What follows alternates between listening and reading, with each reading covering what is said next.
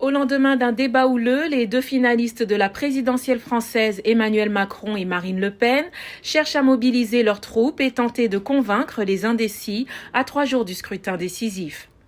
Les deux rivaux ont choisi de se rendre dans des régions populaires pour mieux répondre à la préoccupation numéro 1 des Français, le pouvoir d'achat, frappé par les répercussions de la guerre en Ukraine sur les prix de l'énergie et de l'alimentation. Emmanuel Macron en campagne à Saint-Denis, un déplacement consacré à la problématique des logements insalubres et de la rénovation urbaine dans le département le plus pauvre de la métropole, estime que le projet de la candidate RN confond tous les sujets, notamment le terrorisme et l'immigration. C'est ça le choix du 24 avril.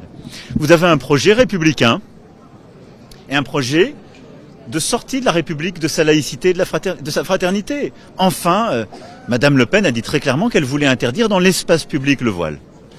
Aucun pays au monde n'a fait ça, aucun. Et donc elle l'a dit très clairement, il y avait une ambiguïté, beaucoup de gens ne l'avaient pas entendu, ils l'ont entendu hier. C'est pas un projet de réconciliation de faire ça, c'est un projet qui confond tous les sujets. Et dans le débat, ça a été très clair, elle a confondu le terrorisme, l'insécurité, l'immigration, l'islam et l'islamisme en permanence. Se présentant comme la candidate de la France qui travaille, Marine Le Pen, candidate RN à la présidentielle, en marge d'une rencontre avec des transporteurs routiers à Roye, dans la Somme, a en outre critiqué les outrances et fake news propagées par le camp Macron à son égard. Le choix qui a été fait par les équipes d'Emmanuel Macron et par Emmanuel Macron lui-même dans ce second tour a été un choix extrêmement violent, extrêmement brutal, multipliant les mensonges, les fake news. Moi, quand j'entends les gens d'En Marche parler de mon projet, je ne le reconnais pas. Je n'ai pas le sentiment que c'est le mien. Bon.